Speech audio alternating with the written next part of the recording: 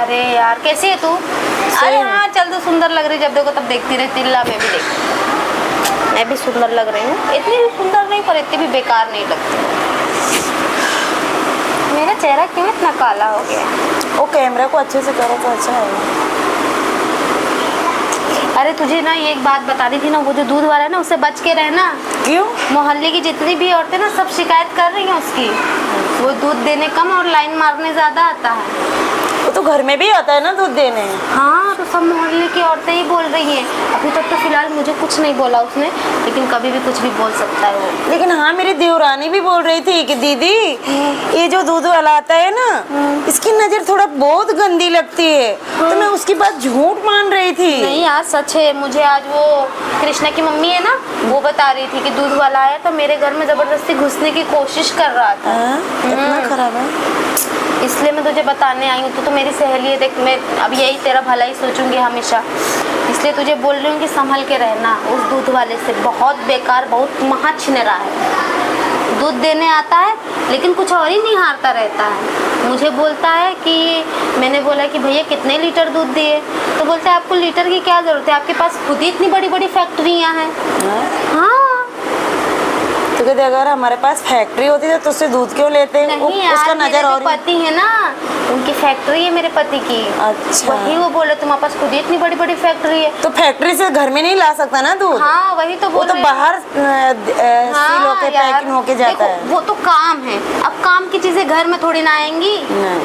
हम तो घर से बाहर से ही मंगाएंगे ना हर सामान। लेकिन वो दूध वाला ना, वो बोल कुछ और रहा था, मेरे समझ में कुछ और आ रहा था, पता नहीं क्यों।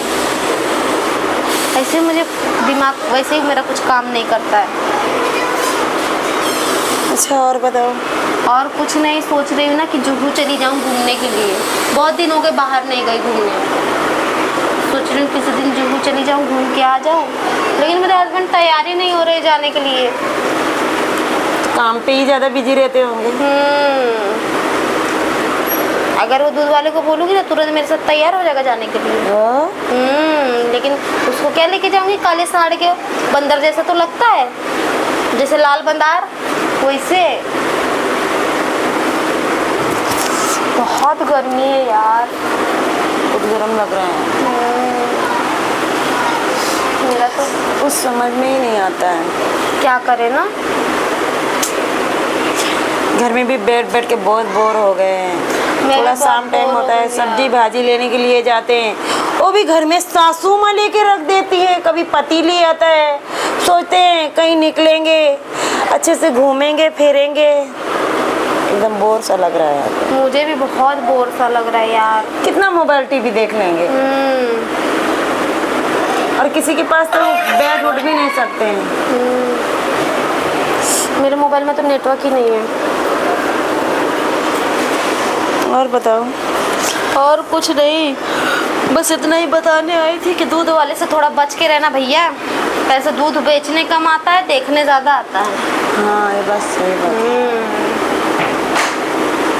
ऐसे ना आजकल के लोगों का कोई भरोसा ही नहीं है। जो घर में देने भी आते हैं उनसे भी डर लगने लगा है अब तो मुझे, पता नहीं क्यों ऐसा। अच्छा वो दो पैसा कमाते हैं, लेकिन उनको ये नहीं समझ में आता कि हम दूध बेचते हैं और हमारी इतनी औकात खुद बच्चों की खिलाने के लिए नहीं है। अब दुनिया की औरतों को लैन मारते हैं, तो उनका क्या हम पूरा कर लेंगे? पता नहीं, भगवान जाने। कितने का? 80 रुपये लीटर दूध। सोचो 1 लीटर दूध 80 रुपये का बेचता होएगा। महीने में कितना कमाता होएगा घर घर दूध देने का, अब दुनिया भर की निगाहें गंदी करने का। तो कितना फालतू है। और नहीं तो क्या, ऐसे ना कोई, इसलिए ऐसे में ना कोई बाहर वालों को विश्वास नहीं करता है। ये सही है। कभी कोई गैस भरवाने का तो चलो भाई गैस देने आता है। कोई आजकल तो ऐसा है कि ऑनलाइन का सामान सब कोई घर बैठे मंगाता है ना, लेने की तो कोई ज़रूरत नहीं है। घर बैठे मोबाइल में ऑनलाइन कर देता है, सब चीज़ आ जाता है पार्सल। और नहीं तो क्या। मैं ही कुछ सोच समझ रही हूँ क्या करूँ क्या ना करूँ।